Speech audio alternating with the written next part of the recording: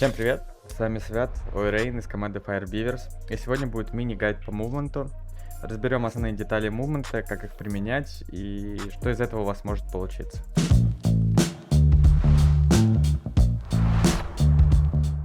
Первое, о чем бы я хотел поговорить, это о стрейфах, потому что стрейфы — это основная концепция движения во время файтов в большинства шутеров.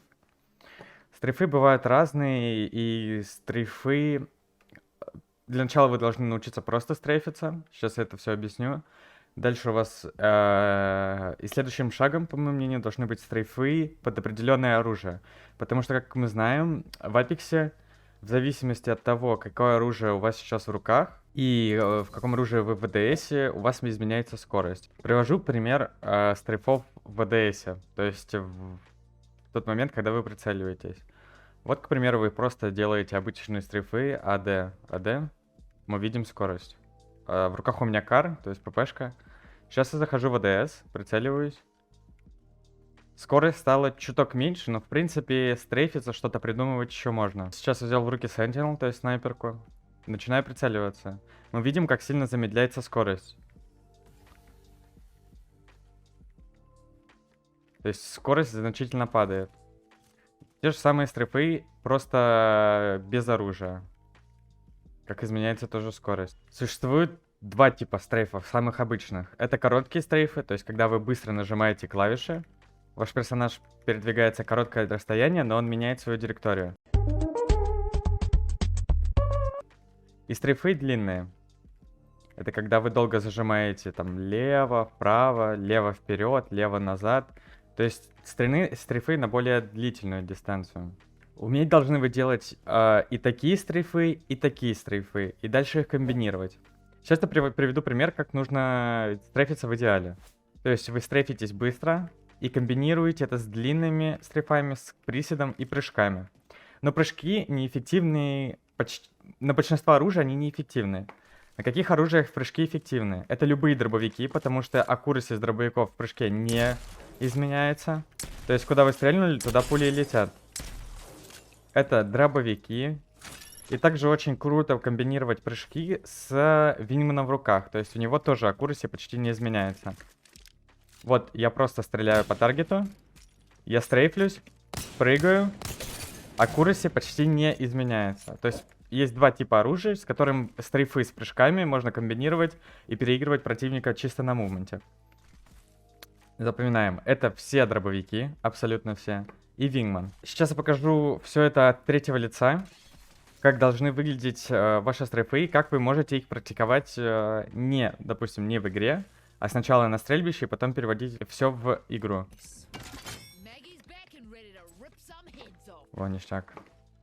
Как вы можете практиковать стрейфы на Firing Range? Вы запускаете мод третьего лица, становитесь на какую-то пустую или ровную поверхность и начинаете приблизительно стрейфиться. То есть спамите АД, комбинировать это с вперед-назад, комбинировать это с прыжками. Это самый простой вариант. И начинайте стрейфиться. Повторяю, самые обычные стрейфы. Для начала, чтобы понять азы, вам нужно стрейфиться коротко. Это АД. Вот, то есть я пошел налево, пострейфился, пошел направо, пострейфился, пошел налево, пострейфился. Когда вы научились стрейфиться коротко, то есть поняли язык коротких стрейфов, с короткими стрейфами комбинируйте АД, шаг вперед, АД, шаг назад, АД, уход опять вперед, назад. Научились делать это? Комбинируйте короткие стрейфы с прыжками. АД, нажат, прыжок, АД, назад, прыжок. В прыжке вам тоже нужно менять директорию, то есть вы прыгаете налево, нажимаете кнопку право сразу. Дальше вы должны понять, как стрейфиться далекими, длинными стрейфами. Длинные стрейфы это Д, А. Вот персонаж стрейфится на более длительное расстояние. Опять же, с этими длинными стрейфами комбинируете прыжки. Но прыжки на длинных стрейфах не так и эффективны, поэтому не советую вам комбинировать прыжки. Комбинируйте также пресет, то есть крауч, контрол. Стрейфитесь далеко, крауч назад. Стрейфитесь далеко, крауч назад. Когда вы научились делать короткие стрейфы и делать длинные стрейфы, вы должны их скомбинировать. То есть вы сделали короткий пресет вдаль. Короткий присед вдаль. Короткий присед прыжок вдаль. То есть вы делаете комбинацию стрейфов и вариации стрейфов. Конечно, в идеале иметь друга, который будет с вами на фаринг рейнже и будет по вам стрелять. Ну, чтобы вы поняли на самом деле эффективность. Ну, конечно, если ваш друг будет по вам вообще попадать. Если ваш друг ни по кому не попадает, не зовите его на фаринг рейндж тренировать стрейфы. Следующая техника это стрейфов. Даже не техника, это вариации стрейфов против определенных оружий и с определенными оружиями. Первое оружие это будет Wingman. Бегаете вы практически так же, как и с руками. Чуть-чуть замедляетесь. Это дает вам большую вариацию, как можно стрейфиться. То есть вы, по сути, взяв в руки Wingman, вы должны практически забыть о длинных стрейфах. Основные стрейфы с Wingman это короткие стрейфы, то есть AD-AD, просто спам AD-AD и присед. Из-за того, что скорость большая в руках с Wingman, даже в ADS, а короткие стрейфы очень сложно законтролить. Поэтому крайне советую вам использовать короткие стрейфы, имея в руках Wingman. Далее все вариации дробовиков. С дробовиками я крайне советую использовать комбинирующие стрейфы, но с дробовиками очень эффективно использовать прыжки. Прыжки мало контрятся и не всегда ожидаемые. То есть вы вот подошли к типу в close, он там начинает вам вот так вот делать. Вы подошли, прыгнули, стрельнули. Подошли, прыгнули, стрельнули, но при этом комбинируя стрейфы. То есть также короткие стрейфы очень выгодны.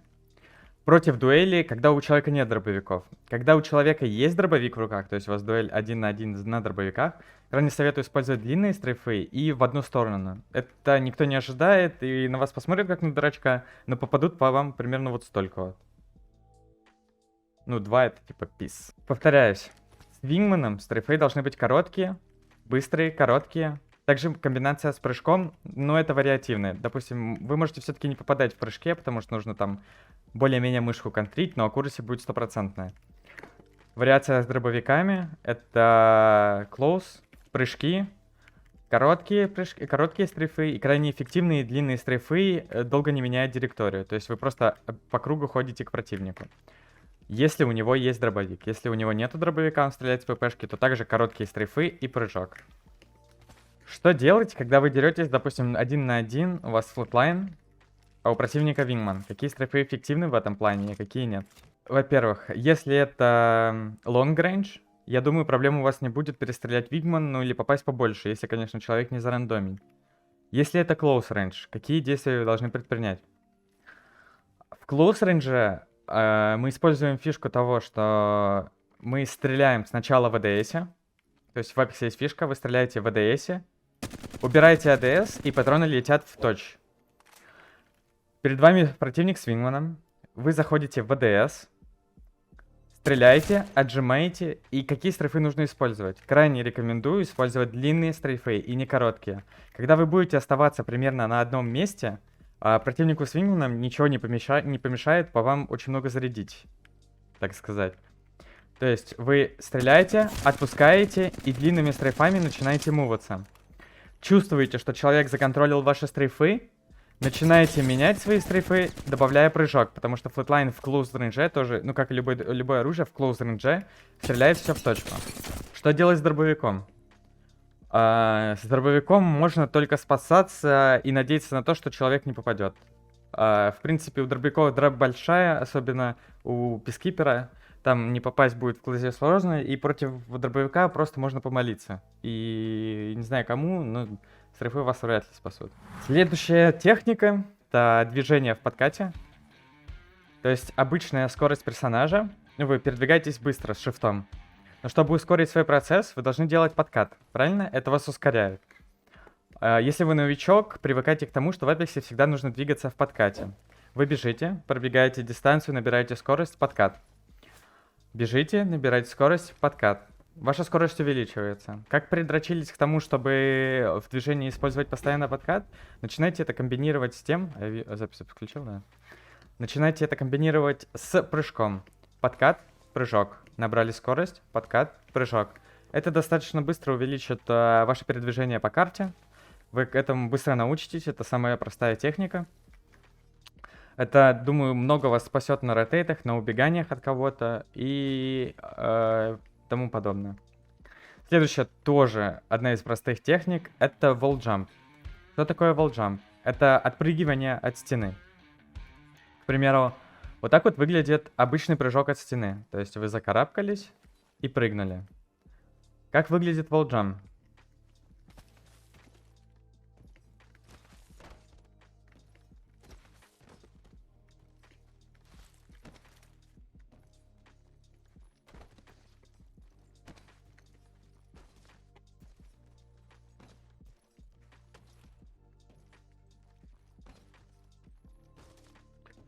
Так выглядит примерно wall jump. Но это не самое лучшее исполнение, могу и круче.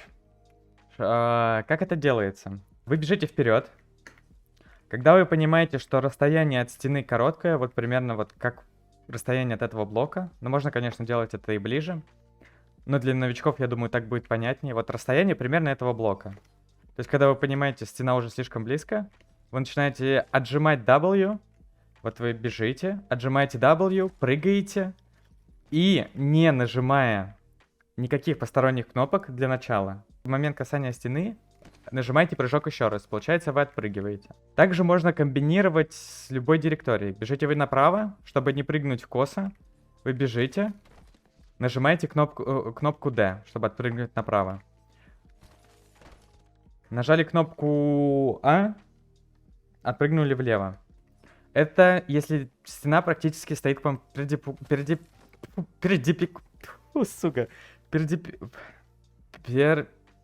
если стена стоит к вам перпендикулярно. Когда стена стоит к вам параллельно, вы бежите. Кнопочку в сторону стены, то есть стена справа, нажимаете D. D и прыжок. Можете нажать также комбинировать D и в другую сторону. Стена слева, вы бежите, кнопочку А и прыжок. Также советую перед отпрыгиванием от стены делать подкат, чтобы набрать больше скорости. Надеюсь, я понятно это объяснил. Если непонятно, не обессуйте. Хотел быть в детстве учителем. Учитель из меня отличный. Чем хорош так wall jump? Wall jump меняет вашу траекторию. Попасть вам сложнее, особенно когда вы убегаете. Залетать куда-то вам проще от стены на неожиданности. Также wall jump'ом одна из техник — это перелетание вот таких вот ограждений с короткой анимацией. Пример. Вот так вот я залезаю. То есть у меня есть анимация, я теряю пару секунд. А теперь залезание с wall-джампом. То есть времени мы потратили меньше, неожиданности мы сделали больше и перекарабкались через стену. Также техника, которую использует, наверное, многое количество людей, но мы мало где слышали, это уже для более продвинутых игроков, не новичков. Пример. Мы видим эту поверхность. Достаточно маленькая. Ну, примерно размер рифы. И когда мы пытаемся сделать отсюда wall jump, мы видим, что мы цепляемся. Что я делаю, когда прыгаю от таких маленьких поверхностей? Я прыгнул, зажал Ctrl и отпрыгиваю. То есть весь полет мой до препятствия я зажимаю Ctrl. Таким образом, мой персонаж немножко на корточке становится, таргет не такой высокий становится, поверхность, и вы можете от нее отпрыгнуть. Мы прыгаем, зажимаем Ctrl, удерживаем его. Прыгнули, зажали Ctrl, удерживаем его. И когда достигли цели, мы Ctrl отжимаем и нажимаем прыжок. Это также зависит от расстояния. Допустим, я наберу скорость и прыгну слишком близко. Я ее перелечу. Мне нужно будет выбрать дистанцию, примерно, опять же, один блок. Вот этот вот блок пенопласта. От него отпрыгиваю, и не получается. От него отпрыгиваю, удерживаю Ctrl и прыгаю назад. Это очень ситуативно, к этому нужно приучиться. Это достаточно тяжело, именно прыжок с удержанием Ctrl. У меня он тоже не всегда получается, но я стараюсь его тренировать. Надеюсь, это будет вам полезно, потому что этим пользуется мало кто. Следующий аспект — это тапстрейф. Что такое тапстрейф? Тапстрейф — это изменение своей директории без потери скорости более чем на 90 градусов. К примеру, вот я бегу, хочу прыгнуть направо. У меня не получается угол, у меня получается дуга. Или хочу я развернуться назад. не теряя скорости. Не могу, мой персонаж становится назад. Как выглядит тапстрейф? Я бегу, поменял директорию, не потерял скорости. Я бегу, прыгнул налево, нажал тапстрейф, не потерял скорости. Бегу, прыгнул назад, нажал тапстрейф, не потерял скорости. Как забиндить себе тапстрейф? Заходим в настройки. Маус и keyboard. Но для вас это будет мышка и клавиатура. Первая строчка в передвижении. Шаг вперед, ну то есть двигаться вперед. Key 1 мы никак не изменяем, это ваша основная клавиша, на которой вы будете двигаться вперед. Кнопка 2 это уже биндится под тапстрейф. Обязательно его нужно биндить на колесо вниз или колесо вверх. К примеру, вы забиндили, как у меня. Мой прыжок стоит на пробел и на колесо вверх. А тапстрейф у меня стоит на колесо вниз. Как будет это выглядеть у вас? Прыгаете, и в это же время крутите колесо вниз, чтобы сделать тапстрейф, изменить траекторию. Еще раз. Колесо вверх, как у меня, или пробел для прыжка. И колесо вниз, как у меня, по своему примеру. Это тапстрейф.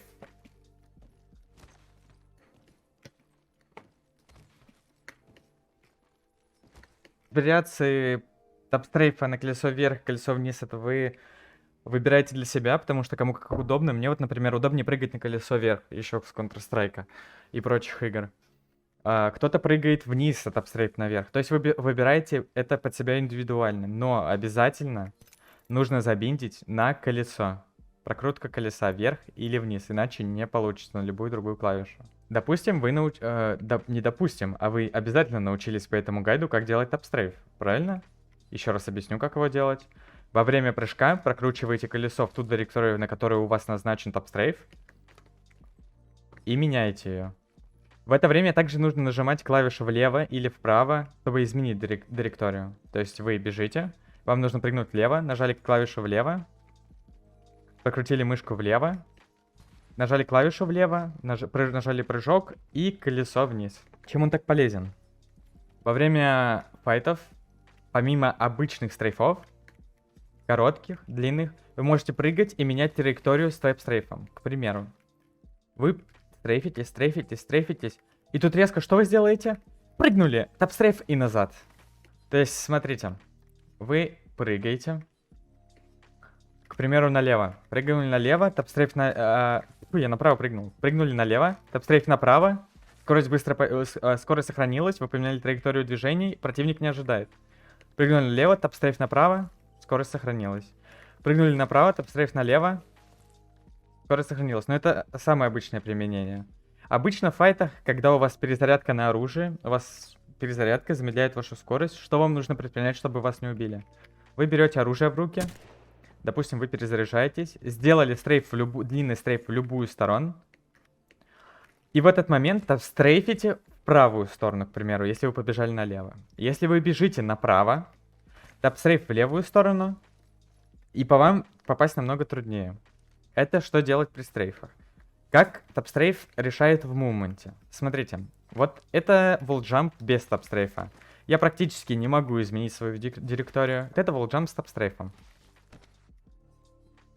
То есть, по сути, я должен был улететь направо, но я тапстрейфнул налево и забрался на стену. Как это делается? Когда вы отпрыгиваете от стены, в этот же момент вам нужно повернуть мышку в ту сторону, в которую вы хотите развернуться, и нажать клавишу, в которую вы хотите развернуться. К примеру, мне нужно развернуться влево, прыгая от стены. Я прыгнул влево, нажал тапстрейф, повернул мышку налево и нажал кнопку А, английскую. Еще раз. Прыгнул от стены, тапстрейф налево и мышку повернул налево и удерживаю кнопку. Это можно комбинировать также с разворотами на 360, если вам позволяет сенса. К примеру, вы прыгнули вперед и развернулись резко назад. Допустим, вы с дробовиком, прыгаете вперед, разворачиваетесь назад, вас догоняет противник, вы даете ему шот. То есть или убиваете. Делаете выстрел или убиваете, не знаю, в зависимости от ситуации. То есть вы можете менять свою траекторию в полете, делая волджамп. Это очень сильно решает в игре. Здесь будет вставка с моего стрима. как я применяю волджампы, тапстрейфы с волджампами, и мувмент технику, выиграл достаточно времени, чтобы мой тиммейт убежал, и меня очень достаточно времени не могли убить. Ты остановишься на... Чел бежит, блядь, мне пиздаров надо. Ебануться. Иду. Прям, это фулка, убегай просто. Понял. Ты чё, охуел? А я мументом вас перерыгаю, козлы ебаные. Ебать, я в граппл нажал, охуеть. Вот, тоже моментом переиграл. Топа волжа. Ой-ой-ой-ой-ой. Ебать. Ебать. Ебать. О. Еще раз показываю, как применяется тапстрейф. В волджампе прыжок. В сторону вы хотите, в какую вы хотите поменять директорию, крутите мышкой, нажимаете клавишу и нажимаете тапстрейф в этот же момент. Потренируйтесь, сразу не получится, это достаточно... Нужно сделать все быстро, скоординировать свои руки, мозг и осознание, в какую сторону вам нужно что сделать. Заходите на стрельбище, приходите к этому месту, тренируйте здесь фоллджампы, тапстрейфы, прыгайте. Далее будет более продвинутая техника воллджампа в слайде. То есть, когда вы по стене слайдите, то есть, как серфер, катаетесь по стене, а потом еще от нее отпрыгиваете. Как это выглядит?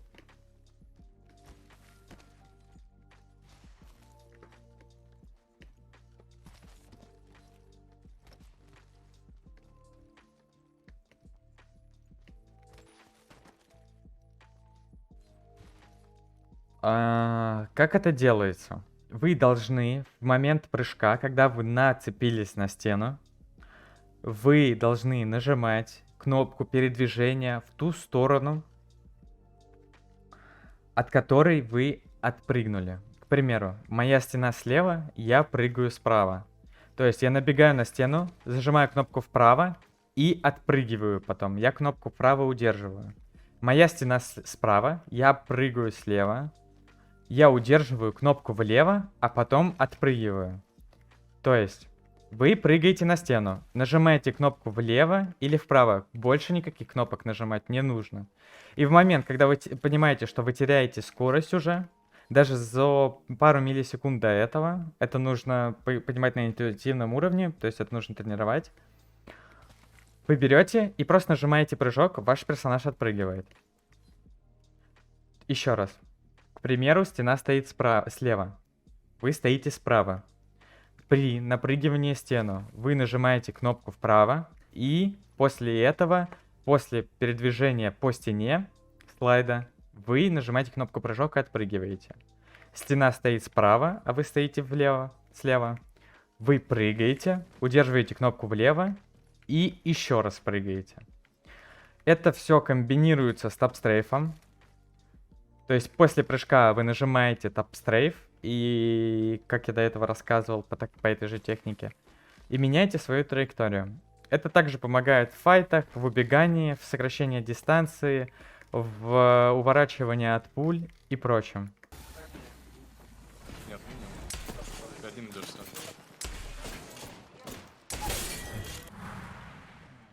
сам. Техника зиплайнов. Как новичок двигается на зиплайне. То есть вот он взял зиплайн, полетел, встал, ура, и преодолел дистанцию. Почему так делать не нужно? Во-первых, просто беря зиплайн, не меняя траекторию, вы рискуете, что сверху вас убьют. Тот человек, который занимает зипку сверху или ждет вам на другом конце зиплайна. Как берутся зипки обычно на продвинутом уровне? Вы нажимаете кнопку «Использовать», и в этот момент вы нажимаете прыжок. То есть вы нажали кнопку «Использовать», прыжок, и вы отпрыгиваете, как сейчас я покажу на видео. Вот, вы отпрыгнули.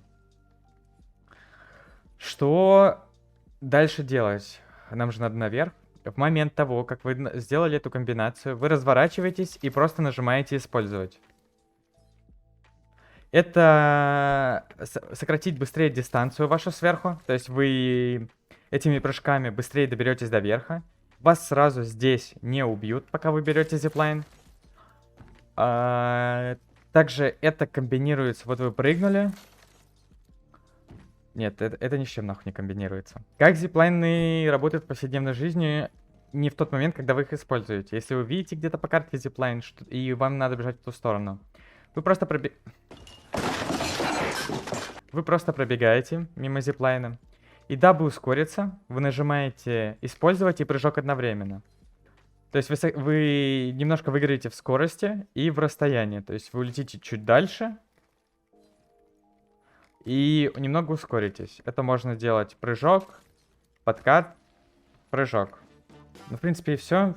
Азы я вам рассказал. Немножко продвинутых техник я вам рассказал, которые лично использую я и которые лично мне помогают. Спасибо вам за просмотр. Говорите, понравилось, помогло, не помогло вам видео. Все ошибки учту, выучусь на учителя и буду рассказывать вам более лучше. Всем пока. И обучить пару трюках Фу, бля, иди нахуй, ёпта, заново. Блядская ты залупа, блядь. Нет, наоборот, не так. Еще раз это нахуй вырезать. Сука.